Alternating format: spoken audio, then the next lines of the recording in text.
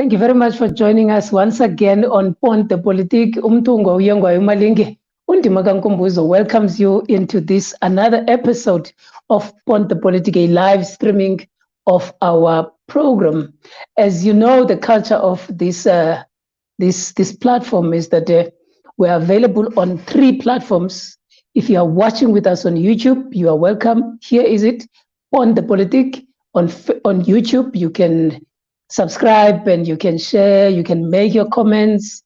We are ready to engage with you on that platform as well. We are also available on Twitter at Ponte Politique, ensure that you retweet, you like, and you participate in whatever way possible that you can. And on Facebook, we are equally available, Instagram, TikTok, and so on and so forth. So if you are available with us on any of the platforms, you can go on Ponte Politique and you can share the video. It will so that it can play on your particular platform. So we are in another Sunday. It's the month of April, and I have already said that I welcome you all for coming through, and I thank you very much for being part and parcel of these conversations that we tend to have every Sunday at 6 o'clock, and then during the week on Monday at 12, we publish these sessions on YouTube, and on Wednesday there's one as well, and there's also another episode that also goes out on a Friday. Please make sure that you continue to follow our platform. Many of you understand, especially those that are in South Africa, they understand that the month of April in South Africa has been regarded or is regarded as one of the most important months in the country, to a point that it is called, or it is referred to as a Freedom Month, because in 1994, the 27th of April, the first democratic elections in South Africa took place. And therefore, for that particular reason, South Africa was therefore declared a democratic state, or a freedom from apartheid, or whatever you want to refer to it. So South Africa is therefore having this particular month of April as a month of freedom, if one were to put it like that. Officially, that's how it is regarded. So today we are going to be engaging on some of the issues that relate to that, whether this particular aspect of freedom really makes sense to the majority of these people who are freed, these people who are free, as in the people who were disenfranchised, the people who were oppressed in South Africa were Black people or Africans, if one chooses. So therefore we want to understand whether these are really the facts on the ground. Ne? That is going to be our discussion, and I have a guest today with us that is going to be sharing with us his insights on these particular topics, with a specific reference to his book that he has authored. But secondly, I want to apologize to you that for those that have been following us for over the past few months, they would have noticed that there's been a discomfort in my voice, and therefore sometimes it might cause some element of unease in the ear. So I want to apologize for that, but we keep on moving. We're trying our best to get better and to recover fully. So if you experience those problems where I do and I reflect some discomfort, please accept my apology. Umntana enkosi Malinga uyengwayo Ndima unkumbuzo inkomo ebomvu welcomes you into this conversation. Our guest, Thamsanqa Malinga, he's written various opinion pieces and different issues, but especially with regards to South Africa. But also his latest publication is called Blame Me on Apartheid. And it's him that we are bringing in today to form part and parcel of this particular conversation, and he is going to be talking to us about a few aspects in relation to the ideas that he has put on paper. Mntaka Malinga, siyabulela bhuti ngobukho bakho kule platform kaPon the Politic. Kunjani bafo? Nphilile Mtungwa, thank you for hosting me, and thank you to the viewers of Ponte Politic for welcoming me as well. It's a pleasure to be here. No, it is our pleasure, and I'm sure that it is our pleasure, and it is the pleasure of those that are listening as well, that are listening with us, to ensure that they are able to listen and hear what is it that we are going to be talking about. And Ngubani Thamsanqa Malinga, and for the benefit of our viewers, who is this person? Who is this author that we only engage with him from these ideas and the other books that you have written? Who are you? Thamsanqa Malinga is a son of the soil. I was born and raised in the township of Central Western Jabavu in Soweto, to a teacher, uNomsa Malinga, uMampandla, who's originally from Fort Beaufort, and my father, who's Elliot Malinga, was from Alexandra Township, but he had to migrate to Soweto. I'm a son who grew up with, in the world of letters, because my mother was a teacher, so I got to be in love with the world of letters, reading quite a lot. And in my early days as a young person, I got to, engage with bent literature. I got to engage with literature and got to engage with the names of Tsietsi Mashinini, the names of Winnie Mandela, and I was around the age of 11, 12, 13, got to engage with the names of Bantu Biko, Robert Sobukwe, and that quite fascinated me from that very age. And I grew up within that, and I read quite a lot from that age, and that's when I started engaging with political literature. And around the age of and I was moving quite a lot. I was a nomad, because with all the political uprisings, you had to move and stay with that family, move and stay with that family. And I stayed in various townships, in various provinces around the country. I ended up with my matric in KZN. I stayed with a family that hosted me, the Ngobo family. And the old man there was a man who drove trucks, but he really loved to listen to the news. So I always sat with him, we watched news, and he would always ask me questions, what do you think of this? What do you think of that? And that, in me, I realized at a later stage that the old man, as he was asking me question, he invigorated a fire of being very analytical of current affairs. So in that way, I grew up to be very analytical of current affairs, and that's how I then became an analyst in terms of politics, and even at varsity, So yeah, but with growing up loving the world of letters, I was also writing. So I matched the two at a later stage in life. Is it? And Yeah. And you're saying currently, currently now, what do you do as a focus area? Currently now is a focus area. I'm currently in the world where I'm a consultant. My specialty is corporate communications. So I'm consulting in the world of corporate communications. But because my love is in writing, I write quite a great deal. I write opinion pieces, and I get to do quite a lot of analysis, commentary for news platforms, both our news platforms in the Republic, the SA. Let me not mention names. News platforms within the Republic, and I also write quite a lot of opinion pieces, as you know. And yeah, I write. I've written. I wrote my first book and published it during lockdown.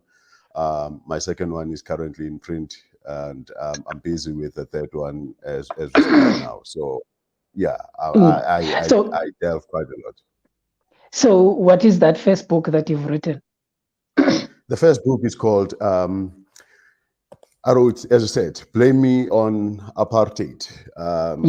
Colonialism, Apartheid, and the Legacy of Townships as Peripheral Spaces for Black. Wonderful. Now, that's why I wanted to make sure. Why? I wanted to make sure that you so that you must be the one who claims your book, so that people do not think that we are just. You must claim your book so that we know these are your ideas in this book. Yeah.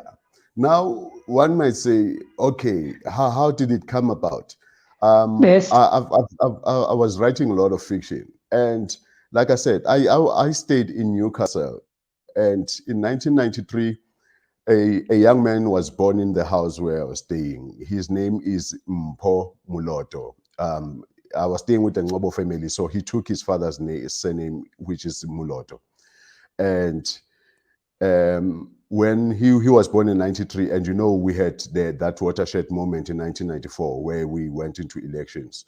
So Muloto then grew up as a born free, and then he then wrote a book called From the Township. There is the book, you know, From the Township. So in this book, he came and delivered to me. He said, "Malume, here's a book that I wrote." You know, with black families, in as much as you are not part of that family, but you know, the children there will call you Malume. I'm not part of the family, but he came and said, "Malume, here's a book that I wrote." He wrote as a born free, and he wrote about life the way he sees it in the township. So I remember reading the book, and you know, he then one part where he wrote, he says, the township was orchestrated to be a prison, you know. And then I then made a note, and then underneath I said, mental one, if you may. And then I started reading. As I was reading, I started making notes.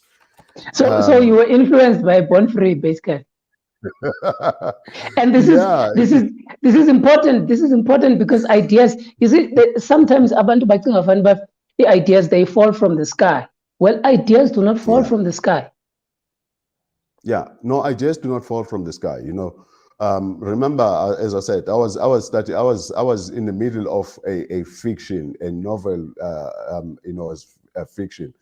And this young man was he wrote about experiences, and he was writing, and as he was writing, he wrote from a born free perspective, and I felt, you know, he did not really grasp what he was writing about. Yes, he was bemoaning, and I felt, no, man, you know. And some of the things that he was probably saying, well, you agree with them, but you feel like there's a deeper essence.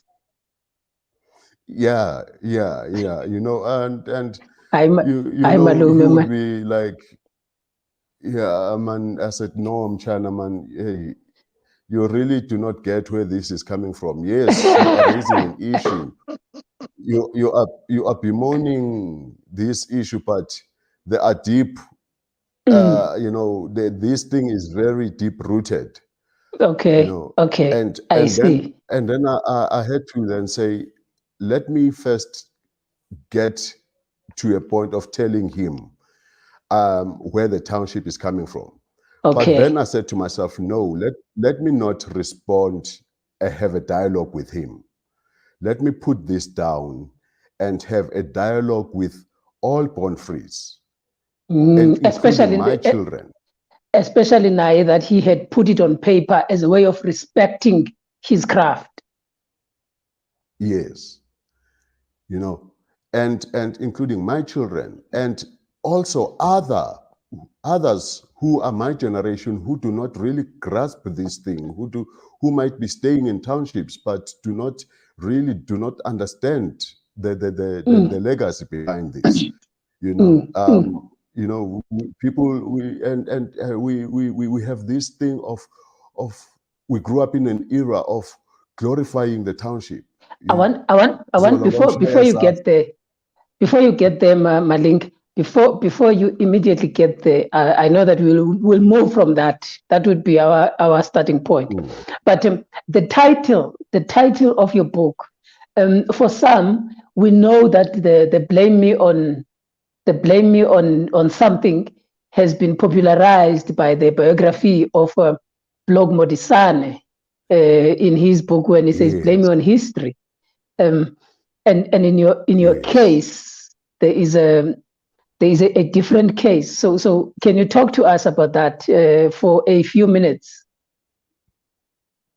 Yeah, like I said, I grew up a very avid reader, and in my reading years, in around the ages of 15, 16, I was already reading the writings of the drum generation, Ken Temba, Net Nakasa, Blok Mudisane, Louis eKasi. I mean, in my teens, I was reading those guys, and as I was thinking of a title of this material, I remembered reading Blok, and Blok's autobiography. He wrote about himself, but he wrote about himself in a way that he felt that everything that he was, history had subjugated him and had limited him to not being a fully the type of an individual he had wanted to be.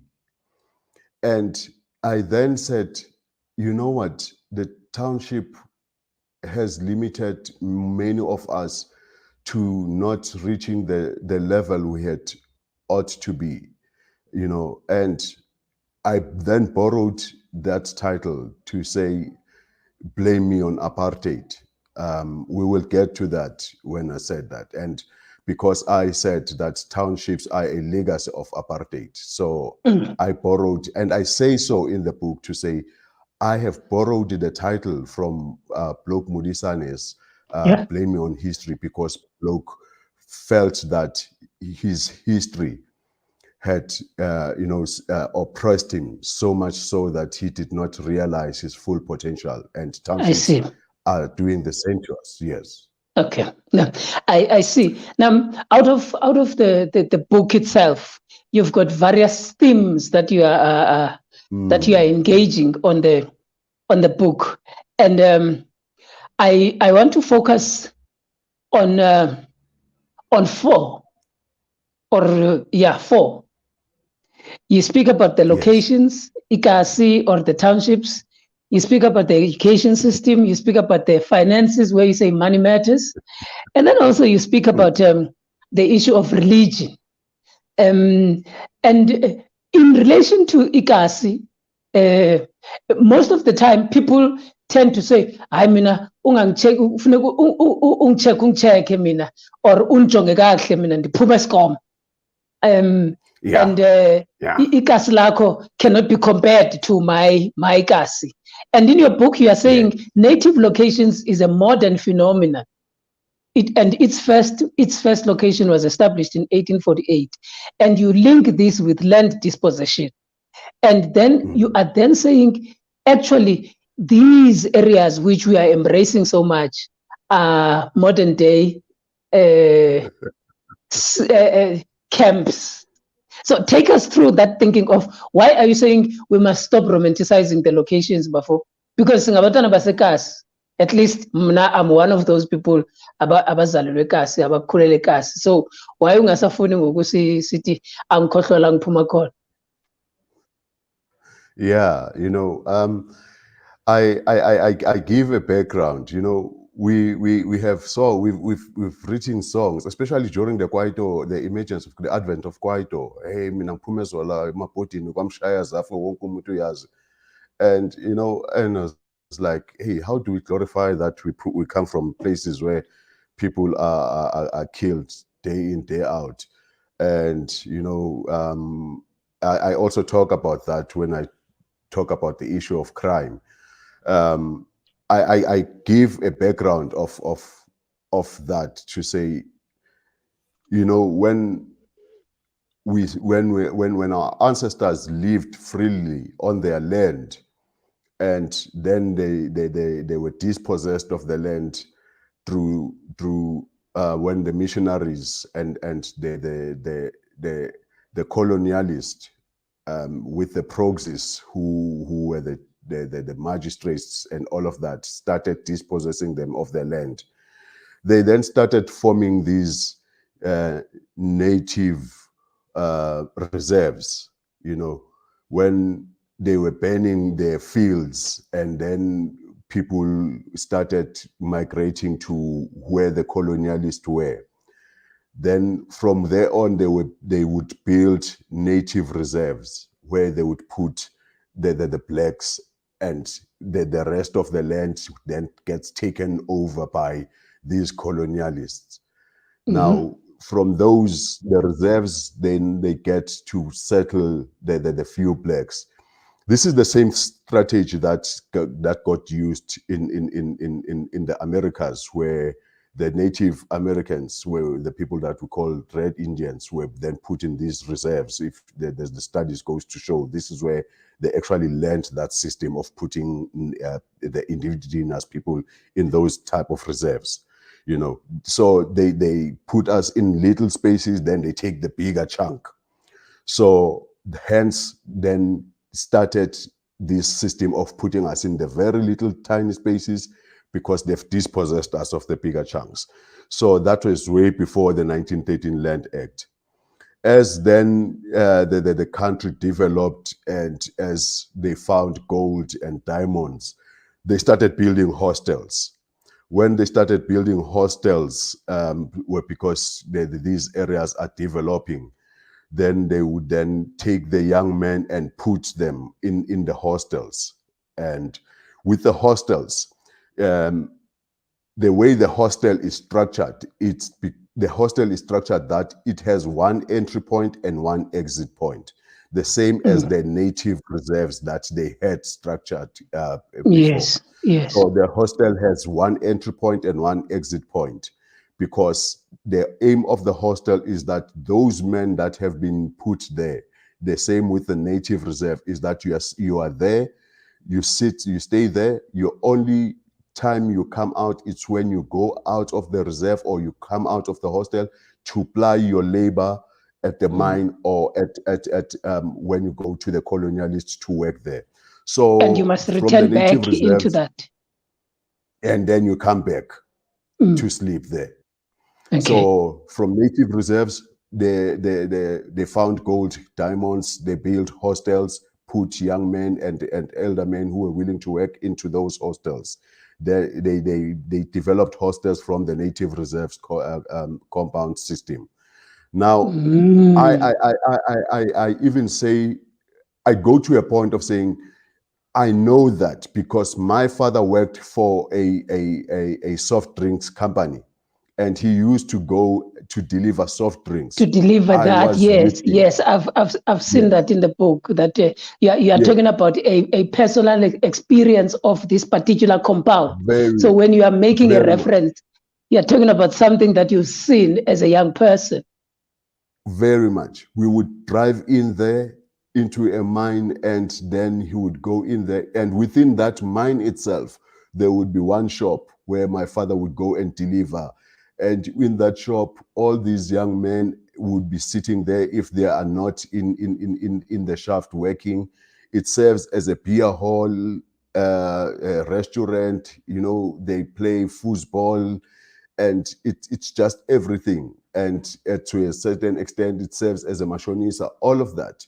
All the they do not amenities, have, all the amenities are there. yes, Everything. Don't get out. Finish yourself don't here. get out. Yeah, this is where you are. And if you are not in the mine shaft or in your room, you are here doing whatever you do, whether you're drinking beer or you having fun, you playing football, or you playing jukebox, listening to music, or you just, this is what you're doing. And Malinga, There's nothing else. so you are juxtaposing this with especially the old townships. And we know that they've got one entrance, they've got one exit. We know that they've got all the amenities. Currently, they even bringing the malls into the location. So you are juxtaposing these things, and you are saying this is a concentration camp. So don't be happy about it, because it's not meant for a good settlement. By the way, that's what you are saying in the book. Yes, and I say that is then from the mining compound. They then said, okay, because then these areas are growing. These areas where they found gold and diamonds are growing. They then started building townships from this concept. Okay. Now I then go and say, I stayed in Soweto. I grew up in Soweto. I see. Had two main exits. There was a street called Rodiport Road. Now it's called Elias Motsoaledi. Rodiport Road used to go to Rodiport because there was Durban Deep Rodiport mine. So that used to take you to and from to Durban Deep Rodiport. And then there would be Soweto Highway, which takes you to Crown, Boysens, and Offerton, because then there would be mines that side, and then perhaps Johannesburg CBD. The others came in later. Then there would be Potchefstroom Road, which now is the N12, which took people to Bergesdal, where there are mines. So those were the three major routes in and out of Soweto, but they were linked to mines as well.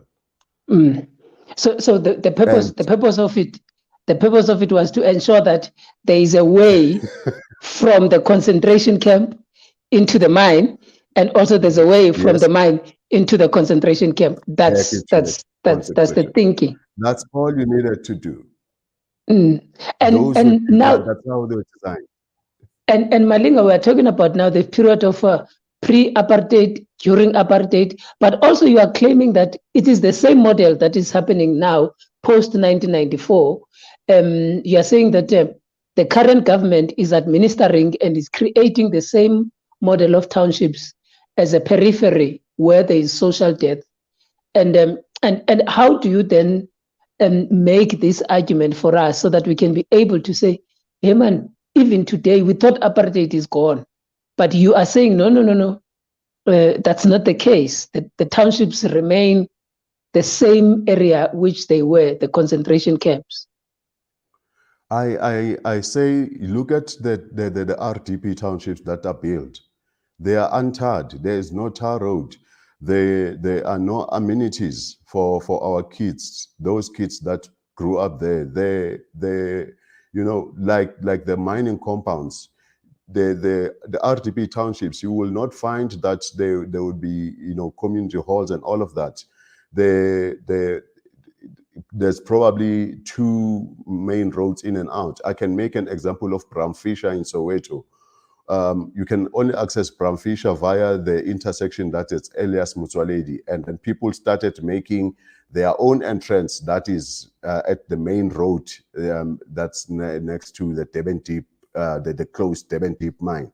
But other than that, there is no any other way to access Bramfisher other than that one entrance that's at Elias Motsoaledi. That's the RDP townships. Now let's look at the what I call bonded townships. These new small, they're called cosmopolitan. We call them cosmopolitan developments. I call them bonded townships.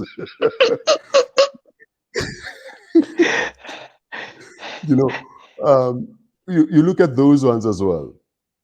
In terms of the access, the size of the road, they try to make sure that they squeeze as many houses as possible. as Yes. possible. And the size of the road, I mean, you can't even drive two cars parallel.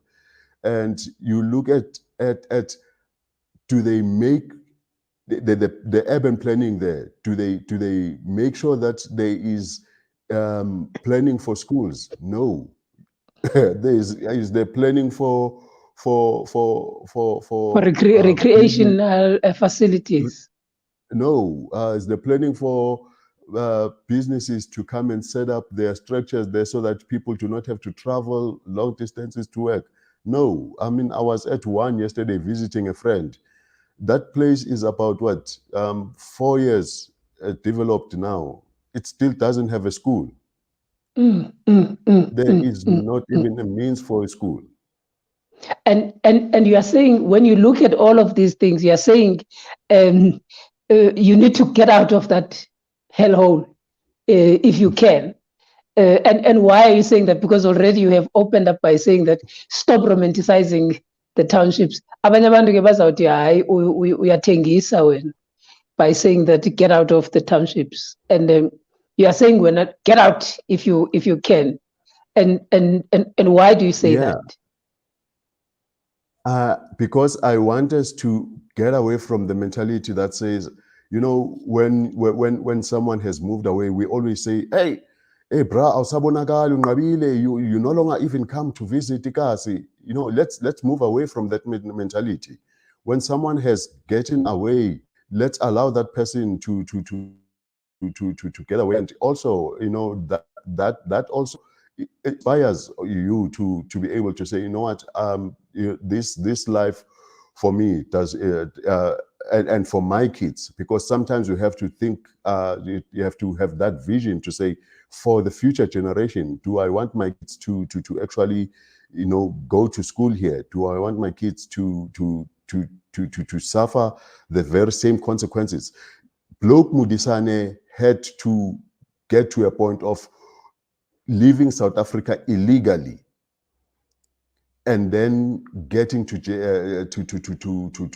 Britain and staying in all these countries, and at the same time thinking, how do I get my family out of South Africa? So because he saw that there is no future for me here, so we have to have that mentality. We have to have that mentality. Get out. But at the same time, I say, if you are able to get out, if you are still trying to do it, but if you are stuck there, find means of making sure that you survive. And to survive, you must.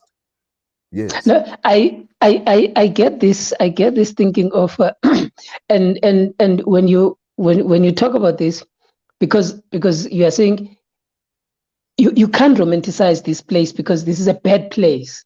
And one of the things that it shows that it is a bad place is one example about education system, about the kids. 4 years now into a new development, there's no school. And in your book, when you talk about the theme around education, you say that the current education system in South Africa, run by the ANC government, uses apartheid paradigm. Somebody says to you, but how is that possible? We're in a free democracy, and this guy comes here and say we're using apartheid paradigm. What do you mean by that? I make a lot of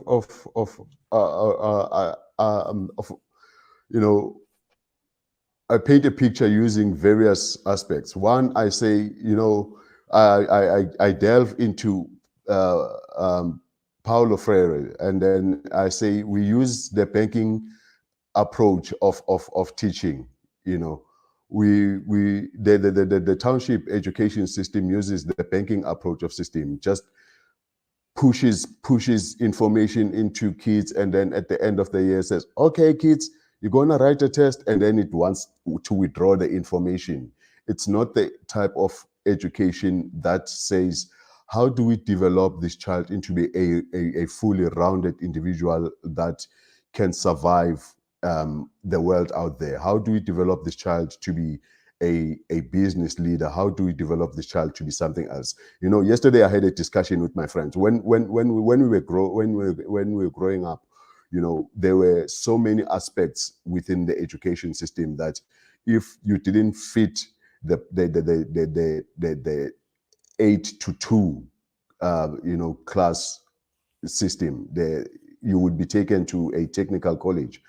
And the government, the ANC government, came in and closed some of the technical colleges, you know, and they closed teacher training colleges and all of that. And now it's just a matter of, you look at our kids, they go in there, they fed information, and they come back, and some of the kids, they not fitting into that mainstream. They're not even coming up with schools to say, this child does not fit into this model. We need to create a specialized school for this.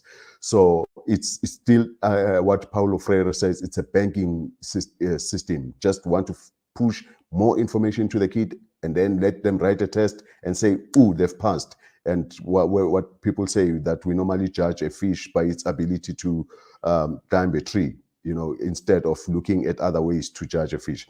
And then secondly, I then say, our education system, like apartheid, which excluded parents, is still into that model, which looks at excluding parents. You know, when Bantu education, when Verwoerd and Enselen developed Bantu education, Black parents felt we were excluded from this, so we did not even have a say. You know, our education system right now has what is called, you know, socio-economic exclusion.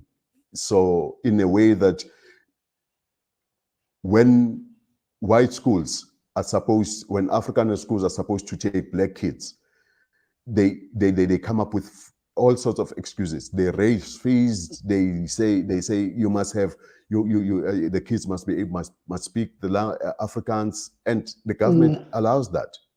And there's these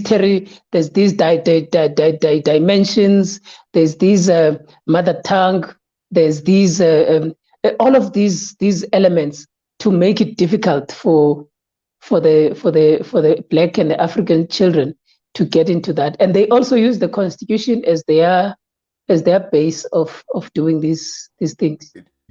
As their protector, you know. Now it's even worse with exclusion. You get Panyaza saying, I want to make paperless education. How many parents are able to go even online?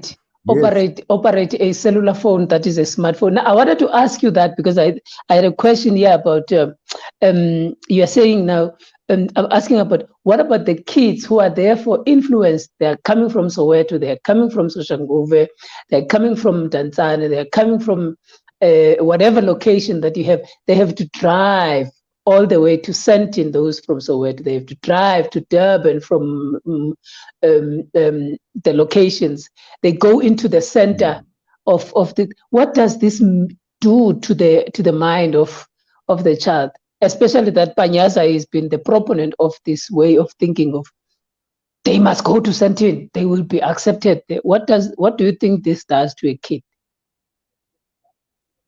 You know what it does? It creates this notion that there is the periphery and the center. The child comes from the periphery in the township, and because now she or he has to go to the center, has to now try to want to be accepted, you know, to fit I in. have to try to be part, to fit in. I have to try to be part of the center of being. If I'm not part of the center of being, then I am a non-being. That is why the book says the townships are peripheral spaces for non-beings. The child, if the child still sees himself or herself as a non-being, if he doesn't or she doesn't try to fit into the center of being. I get That it. is I what's get it. happening. So this has got a psychological effect. You know me, I call these kids migrant scholars. I call them migrant scholars because their parents wake up at 4 or 5 in the morning to catch a train, bus, or a taxi to go to Sentinel and all these other places to go to work, and they also follow the same trend as young as they are to go to these schools, and then after some time they have then accepted this reality of being a migrant scholars. Their parents were migrant workers, they become migrant scholars, and at some point if they die in Soweto, they will probably be migrant ghosts in there if there is something related to that. and this, for me, this is a bad thing, but you talk about it in your book, and I want to encourage people who are watching and listening to this conversation that you can go and order the book. It's a very interesting book. You send an email to masefako book@gmail.com, or you follow us at me Apartheid on Twitter, or at Blame Me on Apartheid on Facebook. You will be able to get your way of getting the book, or you can also go to other places. I will mention it at a later stage where we can get these particular books. But one of the topics that you talk about, and I want us to run it quickly, you say in your book, especially around the money matters, you say Black people tend to have a lot of apathy around the issue of talking about money. And one of the things that took my interest is the funeral service adverts. You speak about how our bobo, our clientele are creating a perception that there's a certain type of a funeral that you must have, and you talk about these things, and how do you see this? These types of funeral policies or whatever, because we don't have the money to bury people, but you say even that it has its roots in the apartheid system, a financial exclusion approach. Yeah, you know, as I was doing rounds in Soweto and taking pictures for the book, there was one advert that disturbed me. It says "Uska kolota mutu," and then it advertised the policy that says you can take up this policy so that you know, after funeral you don't owe anyone. And I was like, so we owe people after funerals, you know. And there's another one that's currently running on TV, and I ended up writing to the Advertising Standards Authority. I think it's been pulled now. That says part of the benefits, it's an after tears, and I write that after tears, it's not even an African thing. You know, I quote another article that says it's just not even an African decorum. So I say all of these, they trace back to colonialism and apartheid, which siphoned money out of Black people. You know, during colonial times, when the land, people were dispossessed of the land and had to start going to work at the mines. These guys who owned shops in those native reserves, they would go to these, they would allow the old men to give them a kettle, to say, hey, here's my kettle, or I don't have a kettle right now, but my son needs to go and work at the mine. Can you give him money to work, to go to Johannesburg? When he starts working, he will pay you, he will send money back. So that's how the system of siphoning money out of Black people started, you know, then get Black people sending money home, then starting to pay the white man who owns a shop there by the village. So that's how the system of then starting to siphon money out of Black people. And then you get to every mall that you see nowadays, there is a cash loan business. Those cash loan business studies show that they were actually started by these Afrikaners who were working for the nationalist government when 94 started. These guys cashed in their pensions. Their pensions. Yeah, they cashed in their pegs and started these loans, these cash loan businesses, and that's how this issue of started to siphoning money out of black people. I see. Actually, yeah, but there's actually research papers written about that. But also there's something interesting that you speak about in the debts, the way that abantu abamnyama have been put into debts currently, and I know that there's been a big story around the interest rates in commercial banks, especially for black people, that interest rates are not the same as those of white people.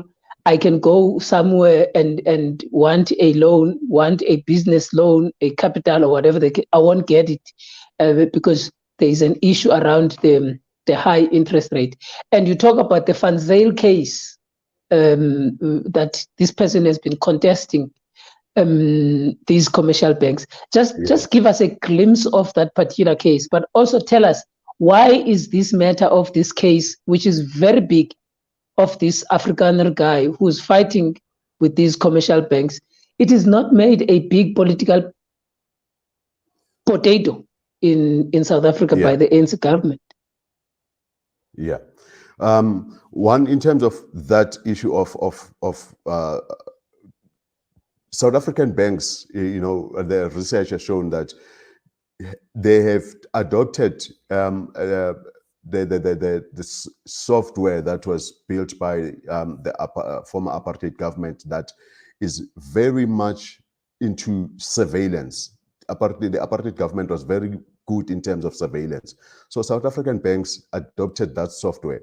So it is very good in terms of that surveillance in terms of looking at people. So they are very good at profiling. Hence, they would look at their profiling would go in terms of very race, age, and all of that.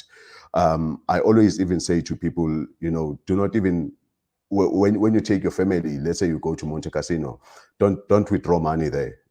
Rather go withdraw money outside of Monte Casino and take your family to Spare in Monte Casino. Because if you withdraw inside, then the banks flag that. That's how into surveillance they are. So there is research into that.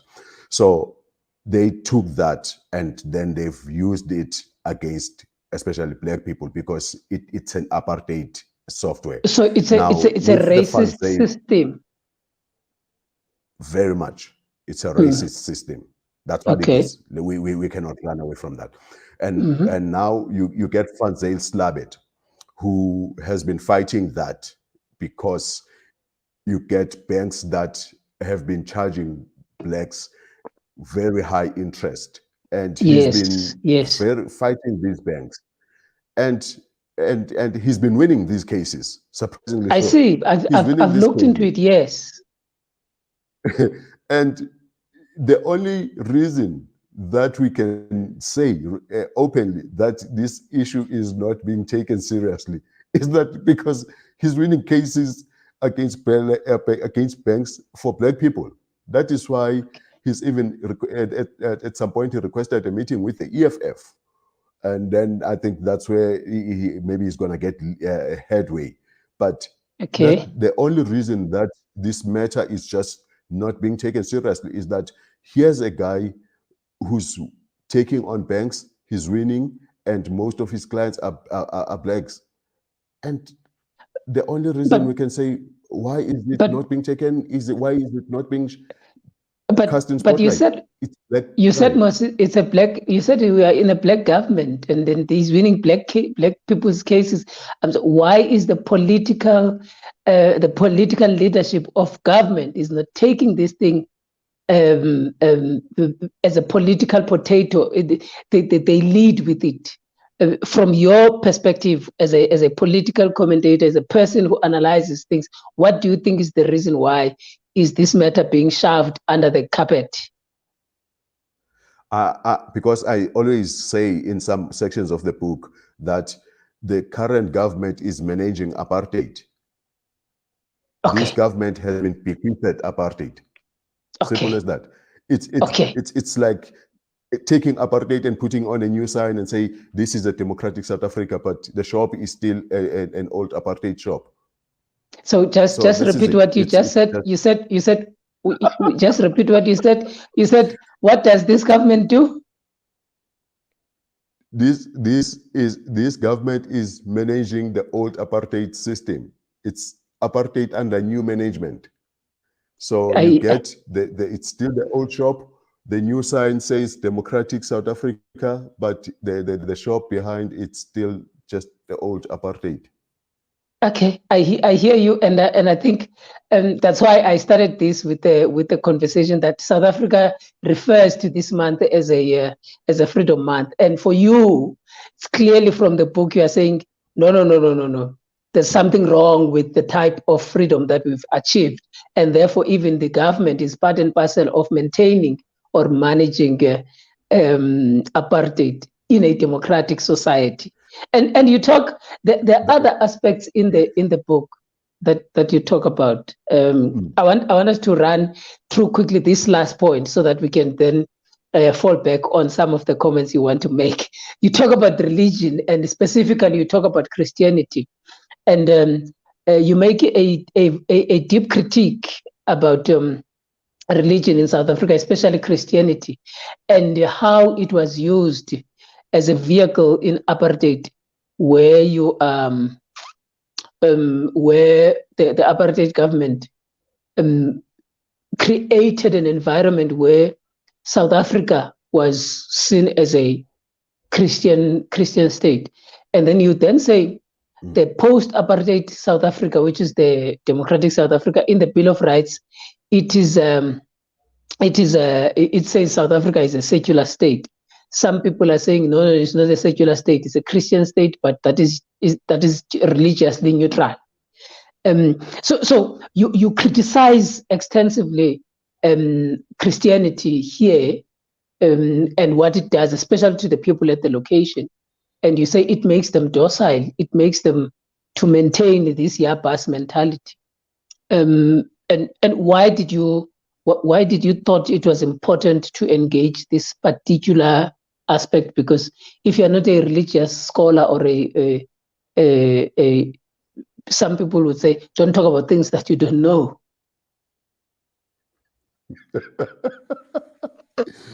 Well, I had to go back when I had to write that chapter, to talk on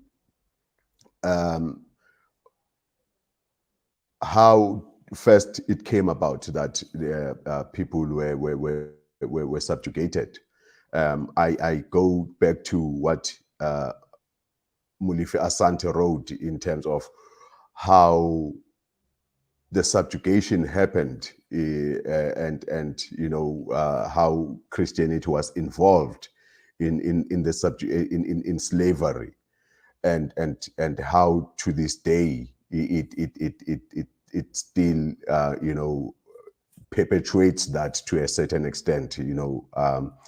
It becomes a religion that wants people to always be observant, don't question and all of that.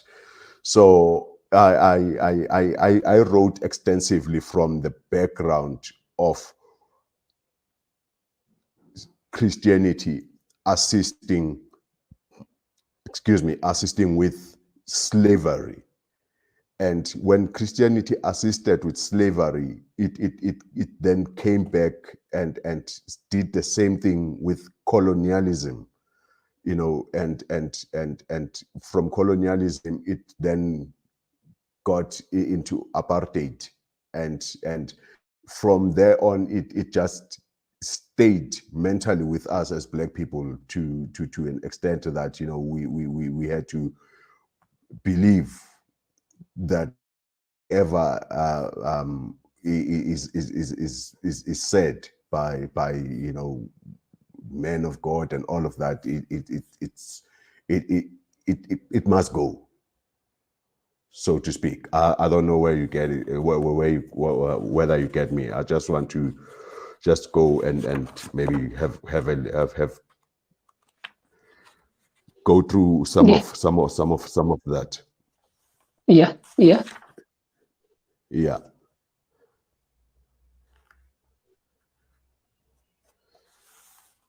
No, you can go on if you have a question. I just want to go. Go. Yeah. No, yeah. While Thamsanqa is looking for this particular code, if you are looking for this book and you want to buy this book, and I encourage you to buy it. This book is available at the most exclusive books: Cresta Mall, Clearwater Mall, OR Tambo, Mall of the South. It is available, but at the same time, it is also available at Book Circle Capital in Melville, in Johannesburg. It is available at Love and Light Cafe in Campus Square in Auckland Park. But most importantly, if you are struggling to get the book, you can order it directly from the publisher on this email address, and then you can engage with the book. But also on the other side, you can engage with the author on Twitter at me Apartheid, or on Facebook at blame me on Apartheid. And I encourage you to ensure that you engage in this book, and it will make you see things in a certain way, and surely I did. And fortunately or unfortunately, mine was autographed, by the way. So I'm grateful. So you had something there that you wanted to share with us. Yeah, you can share that with us. Just two things in closing. On the issue of religion, there's this Pentecost, Pentecostal churches that have this highly favored, and you are cursed if you're not, people. We have so much unemployment in the country right now. People will be like, oh, God is cursing me, and churches will be like, yeah, God is cursing you. You have to come and pray. You have to come and tithe, and people are losing monies. And you get other people who, yes, you are doing well, and then you'll be like highly favored. And I question in the book to say, which God would curse you because you are poor and highly favor another person? That is the mental subjugation that Christianity has put the black man to in this day and age. That is what's happening. That is why we see people flocking to churches and losing their monies, because they believe that if they don't do it, God will curse them, and that is the mental subjugation. So you're saying I spoke about. The foundations of this type of religiosity has got its way in the. It can be drawn from this apartheid tradition. That's what you're talking about. But for them to be a better people, they must go and be religiously inclined, so that God can favor them. But if God has not favored you, do you think it was? Not if God has favored you. Was it God who placed you in the township in the first place? Such question. That's the mentality. That's the mentality that, yeah, well, I'm here, I'm poor because God has put me here. It's that's how it's entrenched, and with this being Freedom Month, and we need to remember amazwi kaLanto kaMamiya uThandiswa Mazwai, when she spoke about the dance of the forgotten free. Our people have been forgotten in the periphery of non-being. That is what I'm writing about in this book. We have been forgotten in the periphery of non-being, and every day we always see ourselves as non-beings. Every day we take the little that we get from the government because we believe that we deserve little because we are non-beings that are in the periphery, you know. And when we get an RDP house, we believe it's the best for us as non-beings. We are the forgotten free, as Uthandiswa Umami has once declared. This now tell a person. Now tell a person who has not bought the book, who has not read the book. Tell them why they should buy this book. What is it that can how will it help them to have this in their library? These are your closing remarks, by the way. It says here, it takes a lot to be free from the legacy of the creation of the townships and how for generations they have served as a tool to hold you down, break you and discard you to the bin and have you declared a lazy savage, a criminal, xenophobic, lacking entrepreneurial drive, as well as other disparaging titles. The intention with townships was that they should be the worst form of subjugation, the top being slavery. Their special creation has served the purpose of not creating citizens of its inhabitants, down to the progeny. Blame Me on Apartheid is a must-read to understand how the conditions of townships in South Africa are the same as the ghettos in America, as well as the favelas in Brazil, and many other places like them. So, in order for you to understand that you have been made a non-being, and this book also tells you in the last chapter, Guti, lest we forget, you need to get Blame Me on Apartheid. Yes, thank you very much. Thank you. Thank you very much, my brother and friend, about giving us this time of this. And various people have made comments in this particular book.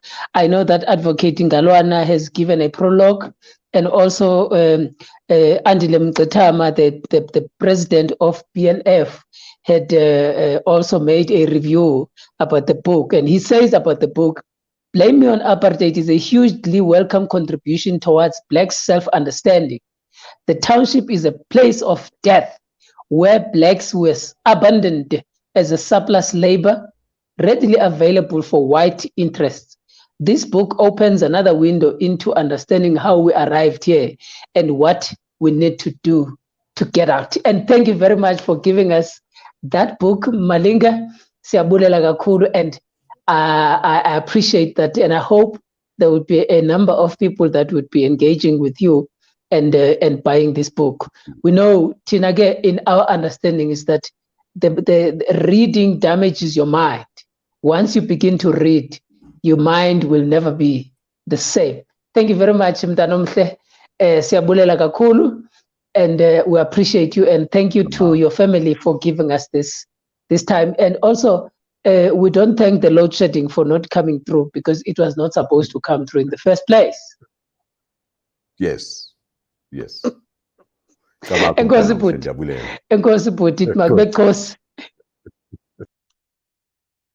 you very much for joining us. That was our guest for the day, Thamsanqa Malinga, and he gave us some of the themes in the conversation, some of the themes in the book, and I hope that you had enjoyed it. I enjoy it as I continue to read. I tend to learn a lot from him and his experiences, and I hope you will do the same. Thank you very much for joining us, and I'm saying it once again.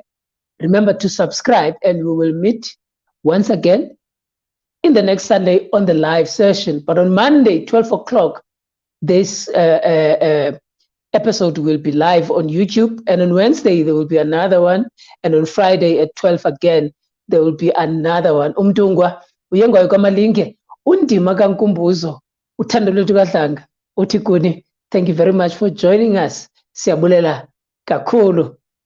Bye bye.